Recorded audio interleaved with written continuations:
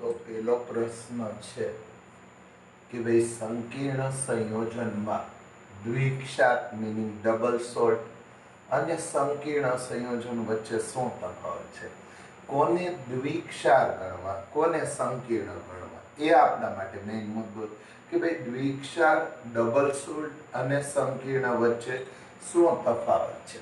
તો એના જવાબમાં આપણે આવું લખી શકીએ કે દ્વિક્ષાર એટલે ડબલ સોલ્ટ, બે ક્ષાર ભેગા થાય, અને સંકીર્ણ સંયોજન એ બંને બે અથવા બે થી વધારે સ્થાયી સંયોજનના તત્વ યોગમિતીય ગુણોત્તરના સંયોગીકરણથી મળે.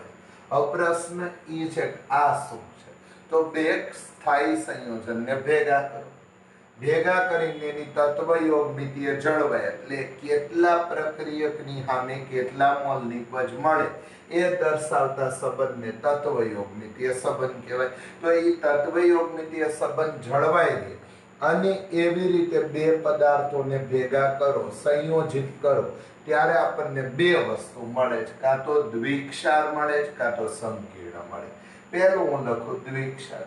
કોક્યામાં બે સંયોજન ક્યાં ક્યાં ભેગા કર્યા, ચલો બે, એકનું નામ KCl છે, ઠીક છે, બીજાનું નામ MgCl2 છે, આ ઠીક છે, ત્રીજાનું નામ પાણી છે, બે થી વધારે સ્થાયી સંયોજન, ત્રણેય સ્થાયી છે, એ બધા ભેગા કર્યા. કેવી રીતે? તત્વ યોગમિતિ ગુણાકાર 1:1:6 થી 1 mall KCl 1 mall MgCl2 6 mall પાણી ને ભેગા કરી અને એક દ્વિક્ષાર મળ્યો, નામ થયું કાર્નેલાઇટ. પોટેશિયમ ક્લોરાઇડ, મેગ્નેશિયમ ક્લોરાઇડ, 6 પાણીના અણુ 6H2O, તો કાર્નેલાઇટ નામનો દ્વિક્ષાર મળ્યો. બીજું નામ લખીએ FeSO4, એક સ્થાયી સંયોજન, બીજું સ્થાયી સંયોજન NH4 twice SO4 into 6H2O. પ્રમાણ શું? 1 mall FeSO4, 1 mall NH4 twice SO4 અને 6 મોલ પાણી. તો 1:1:6 ભેગા કર્યા તત્વ યોગમિતિ ગુણોત્તરથી અને એનું જે પરિણામ મળ્યું એનું નામ છે મોહરનો ક્ષાર. મોહરનો ક્ષાર. તો આ બહુ IMP છે, આ ઘણી બધી વખત પૂછાઈ ગયો. મોહરનો ક્ષાર એટલે શું? ફરી એકવાર હું નામ લખી નાખું, મોહરનો ક્ષાર. તો આ પદાર્થનું નામ થયું મોહરનો ક્ષાર.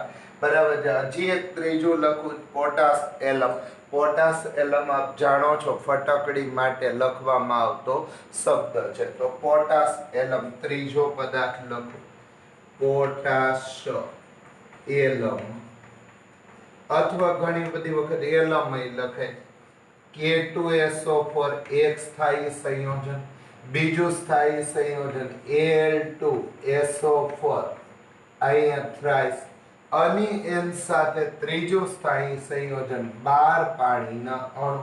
અચ્છા, પ્રમાણ બોલો તો 1:1:12, 1 મોલ 1 મોલ અને 12 મોલ ને ભેગા કરી અને એક ત્રીજો દ્વિક્ષાર બનાવ્યો. આનું સામાન્ય નામ છે ફટકડી, જે ડોળા પાણીના શુદ્ધિકરણ માટે આપણે પૃષ્ઠ રસાયણમાં લખ્યું હતું. તો આ બધા દ્વિક્ષાર થયા. હવે મારો પ્રશ્ન એ છે કે આ દ્વિક્ષાર છે તો આ સંકીર્ણથી કેમ જુદા પડ્યા? કોને દ્વિક્ષાર ગણવું કોને સંકીર્ણ ગણવું એ મને નથી ખબર પડતી. તો એ મુદ્દાને મારે અહીં જોવો છે. બે ક્ષાર શું કામ, દ્વિક્ષાર શું? ડબલ સોલ્ટ, બે સોલ્ટ ભેગા કર્યા, KCl એક MgCl2, એક FeSO4 એક NH4 twice SO4, એક K2SO4 એક Al2SO4 અને આરે છે એ 12 પાણીના અણુ, સોરી 24 પાણીના અણુ, 24. અહીં એક સુધાર લેજો, 24 પાણીના અણુ. તો આનું નામ છે ફટકડી અથવા પોટાશ એલમ. હવે મેઇન પ્રશ્ન એ છે કે ભાઈ દ્વિક્ષાર અને સંકીર્ણ કેમ જુદા પાડો? તો દ્વિક્ષારને પાણીમાં ઓગાળતા બરાબર બધા જ આયનો આપે છે, એટલે કે એનું બધાયનું આયનીકરણ થાય. કોઈ કે ખ્યાલ નો આવ્યો, સેજ જોઈ. કાર્નેલાઇટ, કાર્નેલાઇટ નામનો દ્વિક્ષાર, એને જો પાણીમાં ઓગાળવામાં આવે તો પહેલા વહેલા તો KCl માંથી K પ્લસ અને Cl માઇનસ એકવાયસ એવા આયનો આપશે. ઠીક છે, આયનીકરણ સંપૂર્ણપણે. બીજું છે મેગ્નેશિયમ ક્લોરાઇડ MgCl2. ચલો, કયા કયા આયનો આપશે? Mg+2 એકવાયસ અને 2Cl માઇનસ એકવાયસ. બધા આયનો આપ્યા. પાણીનું આયનીકરણ નથી લખતું કારણ કે પાણીમાં H પ્લસ ને OH માઇનસ હોય, પણ આ બે ક્ષારમાં રહેલા બધા આયનો એ આયનીકરણ આપ્યું. K છૂટો પડ્યો, Cl છૂટો પડ્યો, Mg છૂટો પડ્યો, Cl છૂટો પડ્યો. તો આ નામ છે દ્વિક્ષાર. આ દરેક આયનની તમે શું કરી શકો? કસોટી કરી શકો. કસોટી કરી શકો મીનિંગ બધાય આયન કસોટી પૂરી પાડે. મીનિંગ K પ્લસ ની પરખ માટે કસોટી કરો થઈ જશે, Cl માઇનસ ની પરખ માટે કસોટી કરો થઈ જશે. બરાબર છે.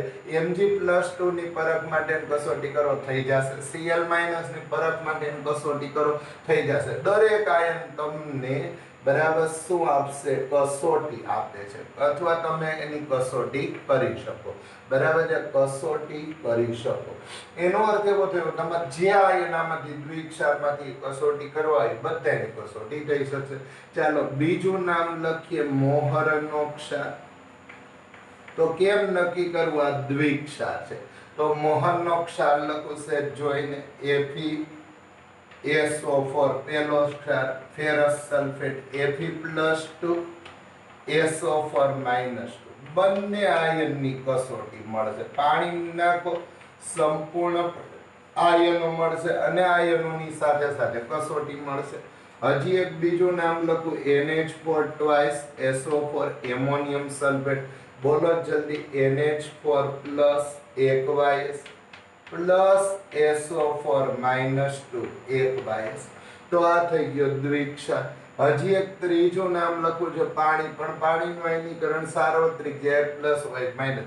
ઈ આમે નો લખાય કારણ કે દરેક જગ્યાએ પાણી છે એટલે કોમન ને નો લખીએ. તો જે ક્ષારના આયનો, આપણે મેઇન વાત ક્ષારની હતી, તો ક્ષારનું સંપૂર્ણપણે આયનીકરણ થાય અને દરેક આયન પોતપોતાની શું આપે? કસોટી. Fe+2 કસોટી આપે, SO4 એ કસોટી આપે, NH4+ એ કસોટી આપે અને SO4 પણ પોતાની કસોટી આપે. મીનિંગ દરેકે દરેક આયન પોતાની હાજરી બતાવતી કસોટી આપી શકે, કારણ કે દ્વિક્ષાર. હજી એક ત્રીજું નામ છે, યાદ કરી, પોટાશિયમ અથવા નામ છે ફટકડી. તો દરેકે દરેક આયનની એમાં કસોટી મળશે એટલે બધા આયનો પોતપોતાની કસોટી આપી શકશે.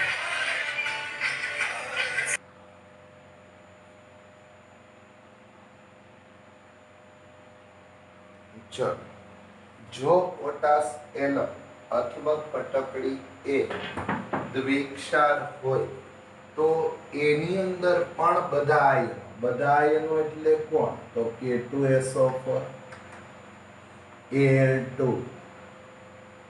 SO4 થ્રાઇસ અને 24H2O. આવું આખું સૂત્ર છે પોટાશ એલમ. તો આ પોટાશ એલમમાં દરેકે દરેક આયનો અથવા સામાન્ય આયનો, એવો શબ્દ પ્રયોગ તમારી ટેક્સ્ટ બુકમાં છે. સામાન્ય આયનોની શું કસોટી મળે છે. મીનિંગ તમારે દરેકે દરેક આયનોની શું કરી શકાય? કસોટી કરી શકાય. હવે ઈ કસોટી મારે કરવી છે તો કેમ લખવું છે? જોઈ, K2SO4 તો આમ થશે 2K પ્લસ અને SO4 -2. તો તમને K પ્લસ ની કસોટી મળશે, SO4 -2 ની કસોટી મળશે. બરાબર છે. Aluminium sulphate Al2SO4 thrice. Set જોઈ, એલ્યુમિનિયમ +3 ની કસોટી મળશે 2 મોલ એકવાયસ અને પ્લસ SO4 -2 3 મોલ એની પણ કસોટી મળશે. તો આ પણ એકવાયસ. તો આની પણ મને શું મળશે? કસોટી. એનો અર્થ એવો થયો દરેકે દરેક આયનોની કસોટી શેમાં મળશે? તો કે આની અંદર પોટાશિયમમાં મળશે, મીનિંગ ફટકડીમાં મળશે. બરાબર. આવો પ્રશ્ન ઈ થયો કે ઈ તો સમજાઈ ગયું કે જેમાં દ્વિક્ષાર છે એમાં દરેકે દરેક આયનની શું મળે? કસોટી મળે. પણ હવે મેજર પ્રશ્ન એ આવ્યો છે કે ભાઈ આ તો દ્વિક્ષાર જેમાં દરેકે દરેક આયનની કસોટી મળવાની, એમાં કોઈ ઇશ્યુ નથી. પણ જો તમે આને બદલે કયો આયન વિચારો છો? તો કે જો માની લો કે સંકીર્ણ સંયોજન વિચારો, તો સંકીર્ણ સંયોજનમાં અને આમાં શું તફાવત છે? તો હવે મારે તફાવતનો મુદ્દો લખવો છે. તો એ મુદ્દો હું અહીંયા આને દૂર કરી અને લખું. તો સંકીર્ણ સંયોજન અને દ્વિક્ષારમાં શું તફાવત? તો મેં એટલું તો જોઈ લીધું કે દ્વિક્ષારમાં દરેકે દરેક આયનો જે બનતા હોય એની મને શું મળશે? કસોટી મળશે. ચલો હવે સંકીર્ણ સંયોજન કોને કહે? તો દાખલા તરીકે સમજો કે KCl છે અને એની પ્રક્રિયા ધારો કે FeCN2 સાથે કરવામાં આવે. તો આ બે ક્ષારને ભેગા કર્યા અને મારે એક સંકીર્ણ બનાવવું. તો સેટાઈ ધ્યાન આપજો, K4FeCN6 નામનું સંકીર્ણ બન્યું. કયું સંકીર્ણ બન્યું? K4FeCN6. અચ્છા, ચાલો બેલેન્સ કરવું. 4 કે લાવવા 4 વડે ગુણ્યા 4 મોલ KCl. તો 4 કે લાવવા 4 વડે ગુણ્યા FeCN2 FeCN6. તો CN ટોટલ થઈ ગયા 6. K4FeCN6 આ બની ગયું સંકીર્ણ. હવે સાંભળજો, આનું મારે જો આયનીકરણ કરવું હોય, જોજો બરાબર, આયનીકરણ કરવું હોય તો આવા આયન મળશે 4K+, પહેલા પ્લસ પછી માઇનસ, અહીંયા 4 આ બાજુ 1 આ બાજુ, તો આનો વીજભાર +1, આનો વીજભાર 4, 4K+ FeCN6 -4. ચલો આ તો સામાન્ય આયન છે, આમાં કોઈ ઇશ્યુ નથી. ધન આયન છે, સામાન્ય આયન છે.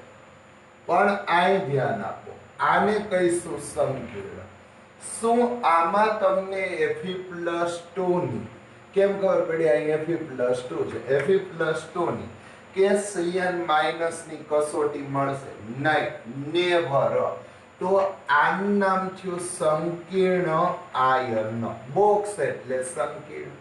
તો આને જુદું પાડવા માટે સેજ જોજો, આમાં Fe+2 અને Cn- નું પહેલા વહેલા તો અલગીકરણ થતું નથી. ખાલી અલગીકરણ થતું નથી એવું નથી, ખાલી અલગીકરણ થતું નથી એવું નથી. તો શું?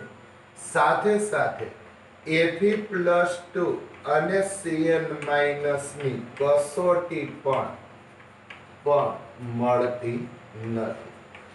આનો અર્થ એવો થયો કે આ બેન ભેગા કરો જો ડબલ સોલ્ટ બને, દ્વિક્ષાર બને, તો K+, Cn- Fe+2 Cn- બધાની કસોટી મળે. પણ જો સંકીર્ણ બની જાય તો આ સામાન્ય આયન, પણ આ બોક્સમાં રહેલા પદાર્થની કસોટી શક્ય બનતી નથી. આ અહીંયા મેજર ડિફરન્સ છે. આ લોકોની કસોટી મળતી નથી. હજી એક લખું, માની લો કે બરાબર છે શું CuSO4 અને એની સાથે બરાબર છે શું લખું?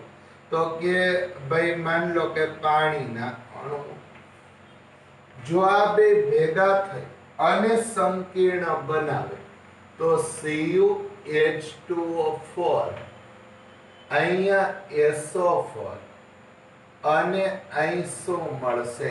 H2. તો આ બની ગયું સંકીર્ણ. અત્યાર સુધી તમને Cu+2 ની કસોટી મળતી હતી. Cu+2 ની કસોટી મળે છે. પણ એકવાર બોક્સમાં ઘૂસ્યું એટલે આ સંકીર્ણ આયન, હવે એનું આયનીકરણ કરો તો CuH2O4 +2. કેમ +2? કારણ કે એમાં Cu+2 છે, પાણી તો તટસ્થ છે. તો આ ભાગમાં Cu+2 ની કસોટી શું મળતી નથી? કેમ નથી મળતી? કારણ કે એ સંકીર્ણ સ્વરૂપે આવી ગયું. આ ભાગ આખો એનું આયનીકરણ થઈ શકતું નથી. નો ડાઉટ આ SO4 નું આયનીકરણ થશે એટલે SO4 ઈ કેવો આયન થશે? સામાન્ય. કેમ? જે બોક્સમાં નથી એ બધા સામાન્ય આયન છે, તો એની કસોટી મળશે. પણ આ સંકીર્ણ વાળા ભાગની કસોટી મળતી નથી. એનો અર્થ એવો થયો કે એનું નામ થયું સંકીર્ણ સંયોજન. હજી એક લખું, ધારો કે બરાબર CuSO4 +4 મોલ NH4OH એમોનિયા. અહીંયા દરેકની કસોટી મળે. Cu+2SO4 NH4+OH પણ ઈ બધાને ભેગા કરી અને CuNH3 નામનો સંકીર્ણ બનાવવામાં આવે તો હવે આ સંકીર્ણમાં બેલેન્સ કરવા ચાલ બરાબર. આ સંકીર્ણમાં રહેલા આ Cu+2 ઘણાને એમ છે આ ઉપર પ્લસ હું કેમ લખી નાખું, આના ઉપર +2 આના ઉપર 0 0 + 2 એટલે આખે ઉપર +2 SO4 -2. તો આ ભાગની આ બોલો તો જલ્દી, આ ભાગની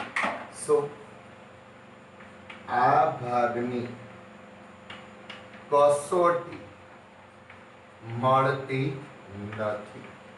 કેમ નથી થતી? આ ભાગની કસોટી કેમ નથી મળતી? કારણ કે બોક્સમાં આવી ગયો, એ હવે સંકીર્ણ બની ગયો. સંકીર્ણ બનો તો દ્વિક્ષાર અને આમાં શું છે, બેયમાં ભેગા કર્યા પદાર્થને બે ક્ષારને અને એનું સંયોજન બનાવ્યું. અહીંયા બેનું પણ આમાં બધાયનું આયનીકરણ થઈ જાય એટલે બધાયની કસોટી મળે. આમાં બોક્સમાં રહેલો ભાગ મીનિંગ સંકીર્ણનું આયનીકરણ થતું નથી, મીનિંગ એની કસોટી શક્ય બનતી નથી. તો બે વચ્ચેનો તફાવત આટલો. દ્વિક્ષારે બે સંકીર્ણ કે બે થી વધારે બે ક્ષાર કે બે થી વધારે ક્ષારને ભેગા કરીને મળે. સંકીર્ણ બે ક્ષાર કે બે થી વધારે ક્ષારને ભેગા કરીને મળે.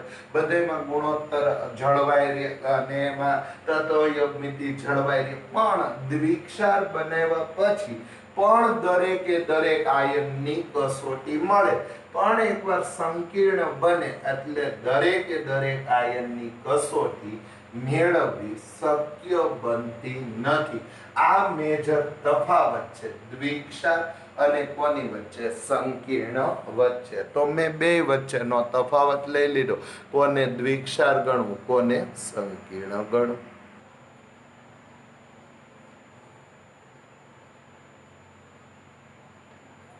તો છેલ્લે આપણે સંકીર્ણ સંયોજન કોને કહેવાય અને દ્વિક્ષાર કોને કહેવાય એની વચ્ચેનો તફાવત લીધો. એમાં આપણને યાદ છે કે દ્વિક્ષારમાં જેટલા પણ આયનો બને એ બધાની કસોટી મળે, જ્યારે સંકીર્ણમાં બોક્સની અંદર જે આયનો હોય એની કસોટી મળતું નથી. જ્યારે એની આજુબાજુના જે સામાન્ય આયનો હોય એની કસોટી મળશે. હવે છેલ્લા પીરિયડમાં એટલે કે પહેલા પીરિયડની અંદર છેલ્લો મીનિંગ કે આ પાઠનો પહેલા પીરિયડની અંદર આપણે વર્નર નામના વૈજ્ઞાનિકે કેટલાક સંકીર્ણ સંયોજન બનાવ્યા. કોબાલ્ટ ક્લોરાઇડ અને એમોનિયા વચ્ચેની પ્રક્રિયા COCl3 ને એને અમુક છે લીલા રંગના હતા, અમુક જાંબુડિયા રંગના હતા, અમુક જાંબલી રંગના હતા, અમુક પીળા રંગના હતા અને એની JNO3 સાથેની કસોટી લીધી. હવે મારે લખવું છે વર્નરના સિદ્ધાંતના અગત્યના મુદ્દાઓ કે ભાઈ આલ્ફ્રેડ વર્નરે જે સિદ્ધાંત આપ્યો એ કેટલો અગત્યનો અને એમાં શું અગત્યના મુદ્દાઓ છે.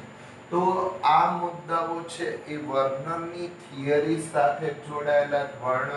વર્નરે જેટલા પણ સંકીર્ણ બનાવ્યા એના અભ્યાસને આધારે એને કેટલાક મુદ્દાઓ આપ્યા. આપણે ઈ મુદ્દાઓ સાચા છે ખોટા છે એની અંદર શું ખામી એ જોઈશું, પણ આપણે અત્યારે આપણા પર્સનલ સિદ્ધાંતો નથી લખતા, એમાં શું સાચું છે એ ગોતતા નથી. આપણે તો માત્ર વર્ણનના સિદ્ધાંતના અગત્યના મુદ્દાઓ વિશે વાત કરવાની છે. એટલે મીનિંગ હવે આપણે વર્ણનના સિદ્ધાંતના અગત્યના મુદ્દાઓ લખશું. તો વર્નરે દર્શાવ્યું કે કોઈ પણ સંકીર્ણ સંયોજન એ કુલ બે પ્રકારની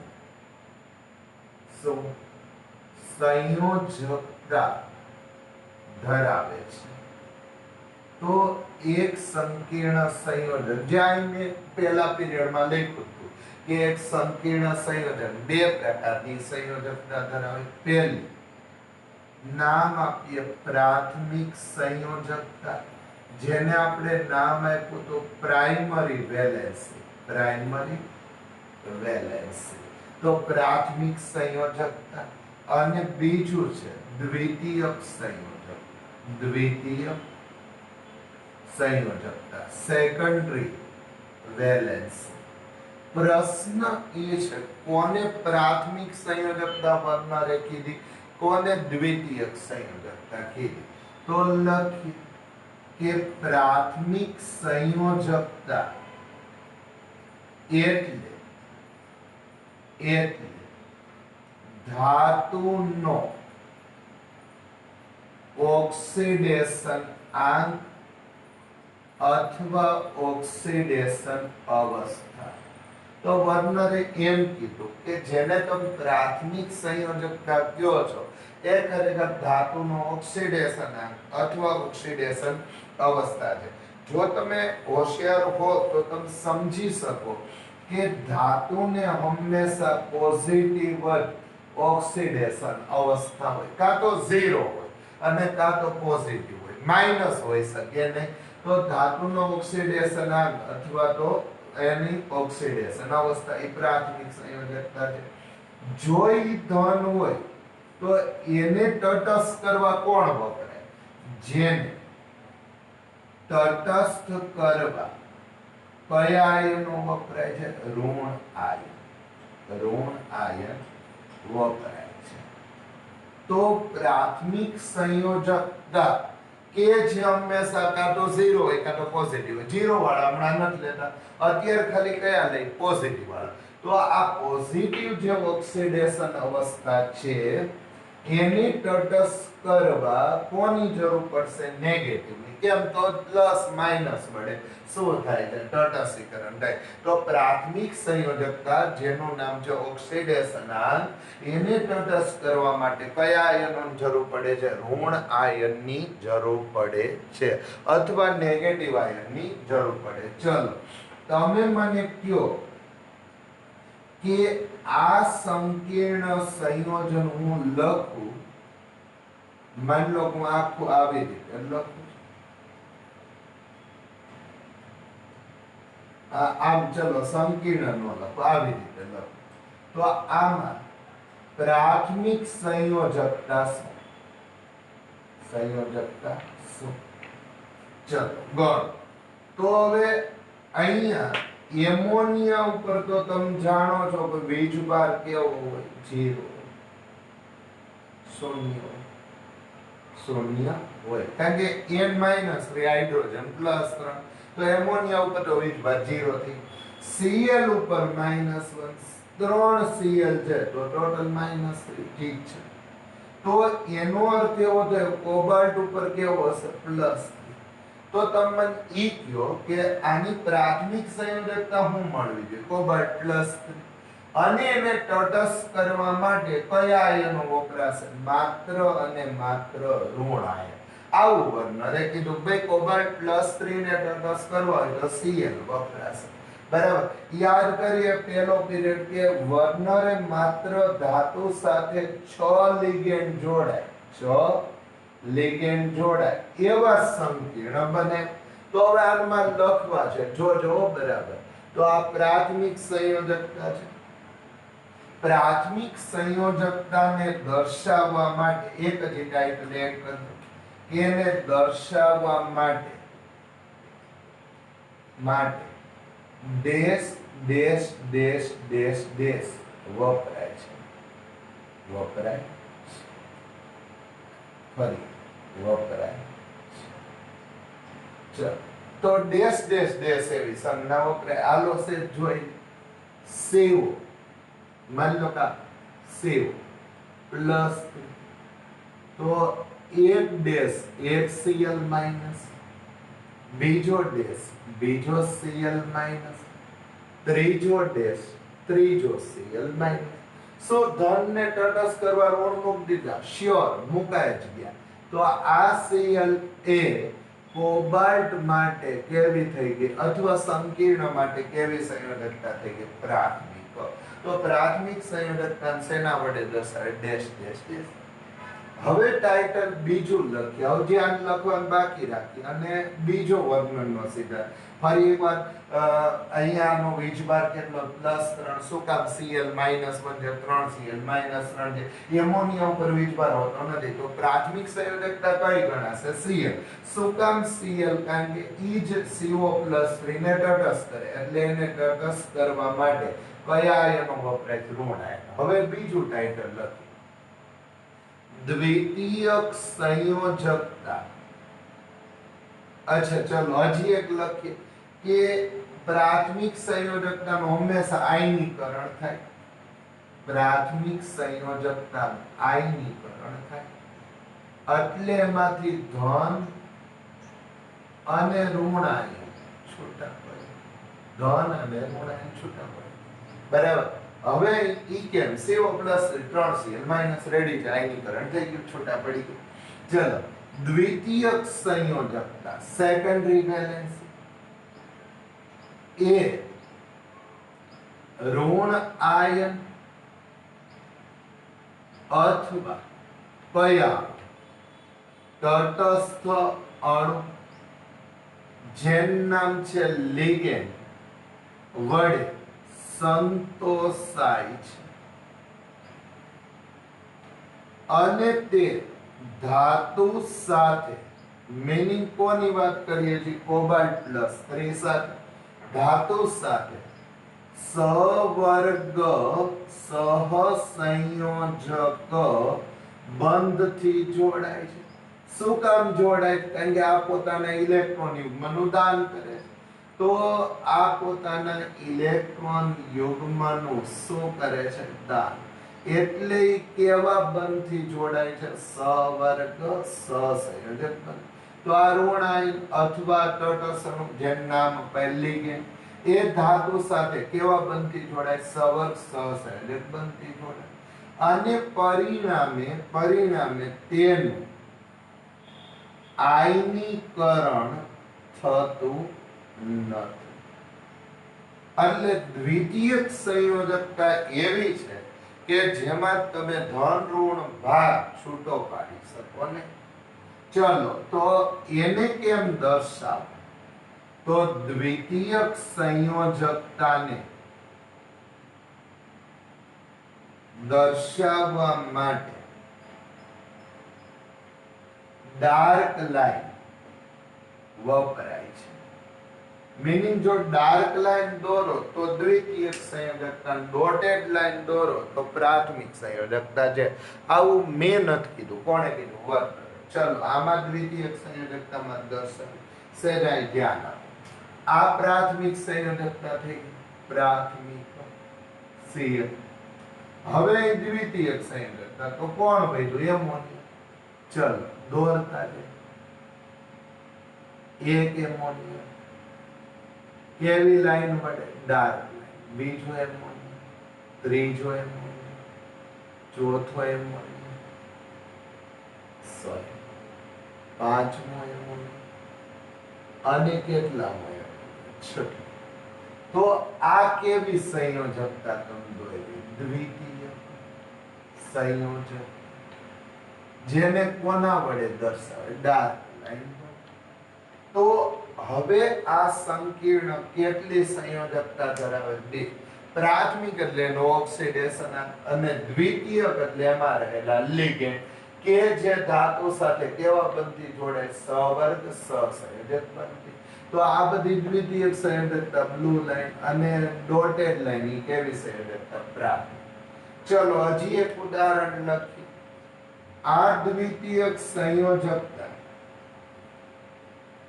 એ ખરેખર તો ધાતુનો સવર્ગાંક છે. સવર્ગાંક એટલે કોઓર્ડિનેશન નંબર. એના પેલા શબ્દ ભેગા કરીએ CN એટલે એક ધાતુની આજુબાજુ કેટલા લિગેન્ડ જોડાય એની સંખ્યા, એને આપણે એનો સવર્ગાંક અથવા એના તરફ દાન થતા ઇલેક્ટ્રોન યુગ્મની સંખ્યાને અહીં લખું. સવર્ગાંક એટલે લિગેન્ડ દ્વારા આ પ્રોપર છે દાન થતા ઇલેક્ટ્રોન યુગ્મની સંખ્યા છે. તો સવર્ગાંક એ શું છે? કેટલા ઇલેક્ટ્રોન યુગ્મ દાન થાય n. તો એ દ્વિતીયક સંયોજકતા ઈ સવર્ગ સહસંયોજક બંધથી જોડાય એનું જ આયનીકરણ નથી થતું, એને ડાર્ક લાઈન થી દોરવામાં આવે. હવે પાકે પાય આખો મુદ્દો હજી સંકીર્ણ ન સમજીએ. જો આ સંકીર્ણમાં લખવું હોય તો મારે આ સંકીર્ણને આવી રીતે લખવું પડશે. સેટ જો CO Na36Cl. અચ્છા, ઘણા બધા પ્રશ્નો આવ્યા. આમ જ કે તો પહેલું કે પ્રાથમિક સંયોજકતા સ્વરૂપે રહેલા Cl નું આયનીકરણ થવું જોઈએ. આયનીકરણ તો જ થાય જો એ બોક્સની બહાર હોય. તો ફરજિયાત Cl ને ક્યાં મૂકવા પડશે? બોક્સની બહાર. તો અને તો જ એનું શું થાય? આયનીકરણ. તો પ્રાથમિક સંયોજકતાનું હંમેશા આયનીકરણ થાય ને એ ઋણ આયન જ હોય એટલે ઋણ આયન બધાને બહાર મૂકો.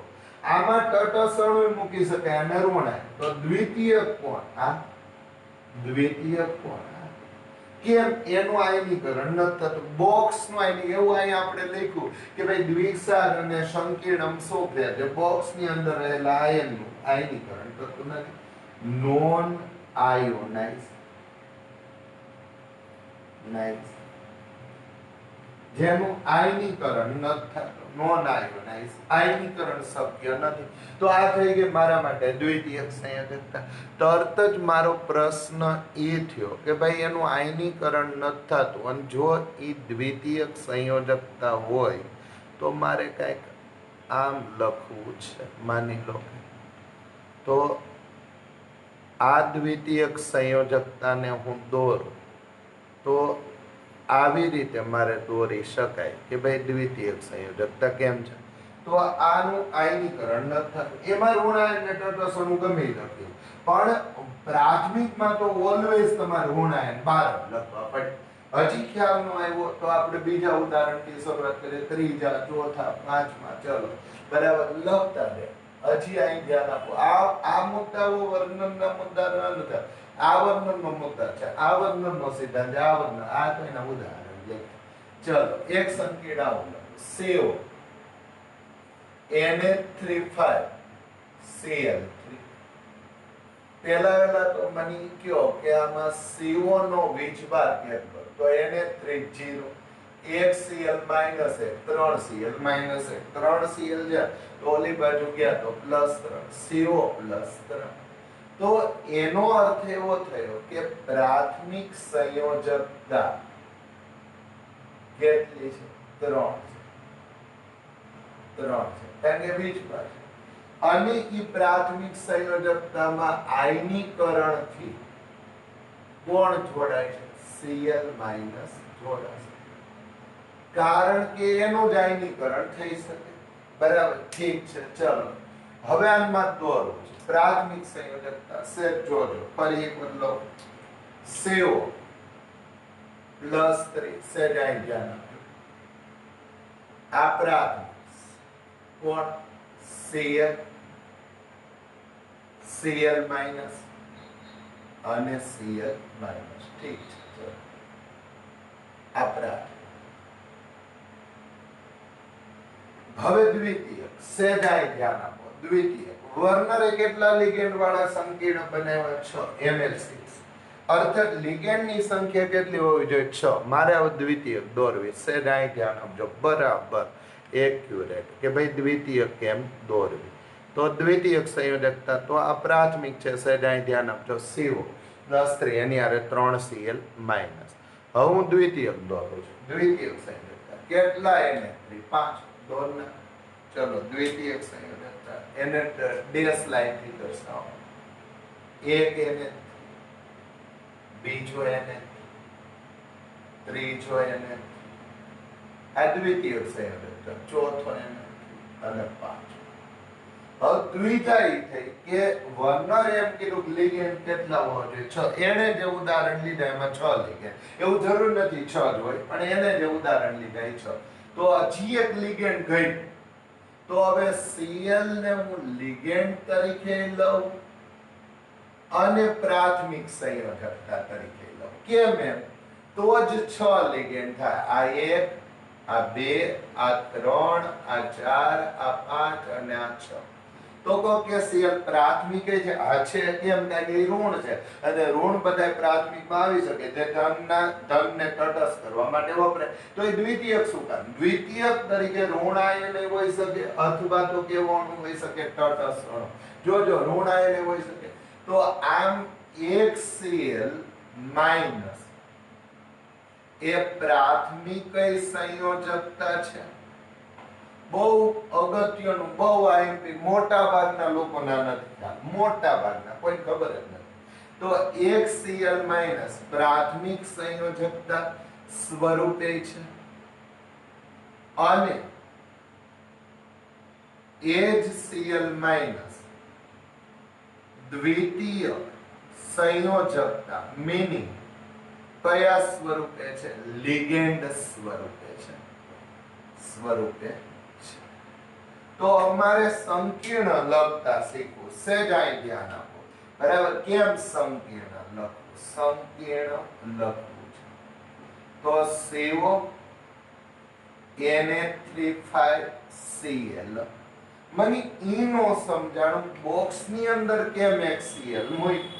કારણ કે ઈ હવે દ્વિતીય કઈ છે અને પ્રાથમિક કઈ છે અને એને લિગેન્ડ તરીકે ગણ્યું. કારણ કે આજુબાજુ કેટલા લિગેન્ડ હોવા જોઈએ? 6. તો 5 એમોનિયા અને 1 ક્લોરીન એમ થઈ 6 લિગેન્ડ થયા.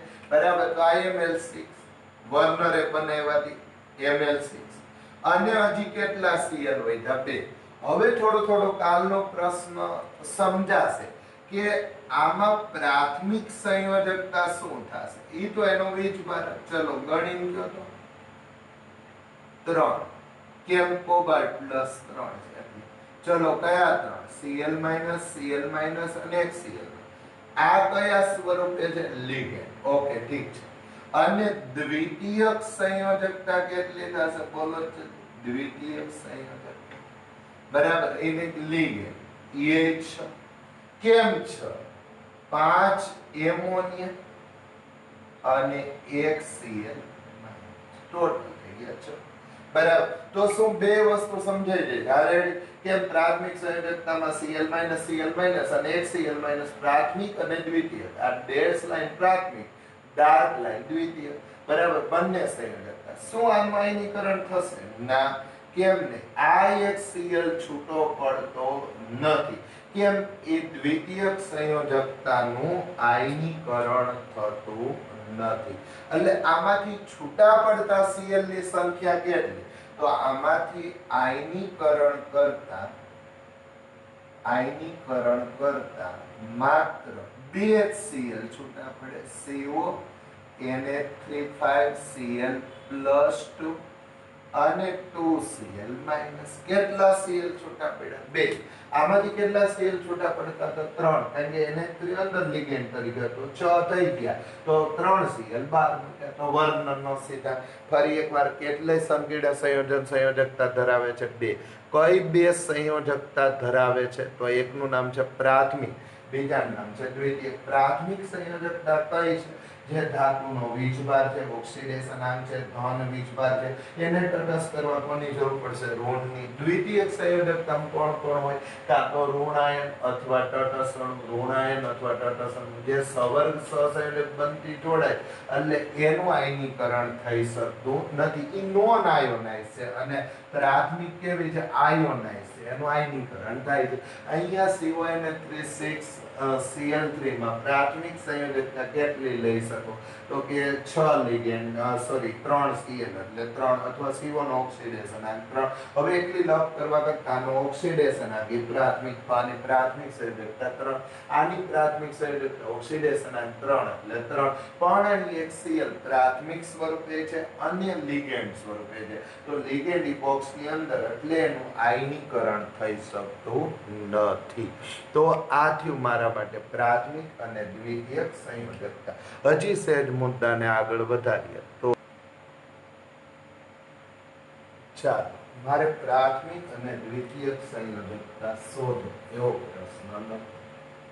પ્રાથમિક અને દ્વિતીયક સંયોજકતા શોધો, આવો પ્રશ્ન લખો. તો અહીંયા આ પ્રશ્નના જવાબમાં આવું લખો કે પ્રાથમિક પહેલા નોંધ લખી નાખો. પ્રાથમિક સંયોજકતા એટલે ઓક્સિડેશન,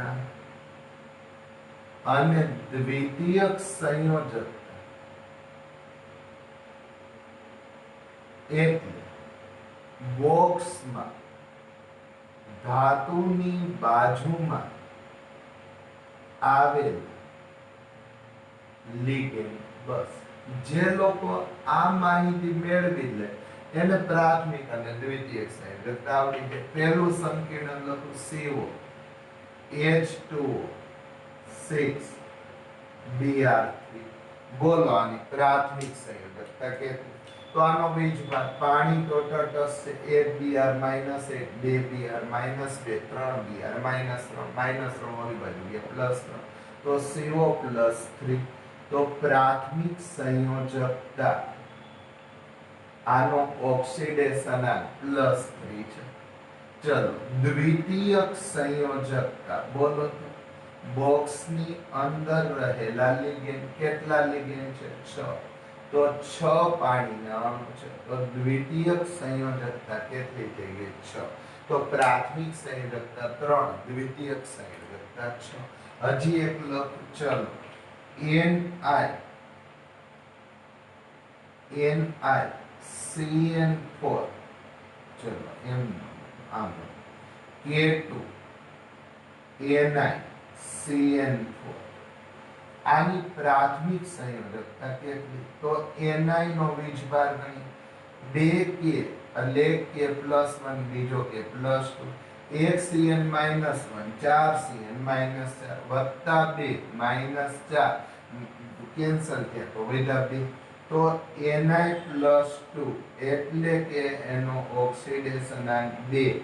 ઈ એની કેવી થઈ ગઈ? પ્રાથમિક સંયોજકતા. ચાલો, દ્વિતીયક સંયોજકતા એટલે શું? સેજ જોઈ. દ્વિતીયક સંયોજકતા એટલે શું? Cn માઈનસ કેટલી સંખ્યામાં 4 બોક્સની અંદર રહેલા ધાતુની બાજુના આ ભાગને નામ અપાય દ્વિતીયક સંયોજકતા. તો પ્રાથમિક એટલે ઓક્સિડેશન, આ દ્વિતીયક એટલે અહીંયા છે એ શું છે? તો કે લિગેન્ડની સંખ્યા. ચલો આવું એક ઉદાહરણ લઈ અને ઉદાહરણ પૂરું કરું. MnH2O4 Cl2. તો પ્રાથમિક સંયોજકતા બોલો, સેટ જોઈ. તો આ પ્રાથમિક સંયોજકતા Mn નો વીજભાર, તો પાણી 0, Cl -1, 2 Cl -2, તો Mn કેટલું થવું જોઈએ? +2. કેમ 0 -2 ઓલી બાજુ ગયા તો +2. તો Mn +2 એટલે 2A એની કેવી સંયોજકતા કે? પ્રાથમિક સંયોજકતા કે. ચાલો દ્વિતીયક સંયોજકતા બોલો તો. દ્વિતીયક સંયોજકતા એટલે લિગેન્ડની સંખ્યા. કેટલા લિગેન્ડ છે? 4 પાણી છે, અને બે Cl છે તો કુલ સંયોજકતા દ્વિતીયક કેટલી થઈ ગઈ 6 તો આ થઈ ગઈ દ્વિતીયક સંયોજકતા તો પ્રાથમિક એટલે ઓક્સિડેશન અને દ્વિતીયક એટલે લિગેન્ડની સંખ્યા હજી એક લખી નાખું ચલો KmnO4 બોલો તો પ્રાથમિક સંયોજકતા તો આનો વીજભાર K+1 1 O -2 આવા 4 છે તો -2 -2 -2 -2 અહીં જવાબમાં અહીં 6 લખી નાખો આ દ્વિતીયક સંયોજક ચલો અહીંયા શું હોય +1 -7 તો આવ્યું -7 ઓલી બાજુ ગયા +7 તો Mn+7 તો +7 એની કેવી સંયોજકતા છે પ્રાથમિક સંયોજક બરાબર જેને તટસ્થ કરવા ઋણ આયન વપરાય છે દ્વિતીયક સંયોજકતા કોણ તો કે અહીંયા O-2 તો આને આપણે લખશું 4 કેમ O ની સંખ્યા 4 છે તો દ્વિતીયક સંયોજકતા કેટલી થઈ ગઈ 4 શું કામ કે બોક્સની અંદર છે તો પ્રાથમિક એટલે ઓક્સિડેશન આગળ દ્વિતીયક એટલે ધાતુની બાજુમાં આવેલા લિગેન્ડ અત્યારે આ થઈ તો પ્રાથમિક અને દ્વિતીયક મને લાગે છે હવે હું બરાબર રીતે સમજાવી શક્યો બરાબર છે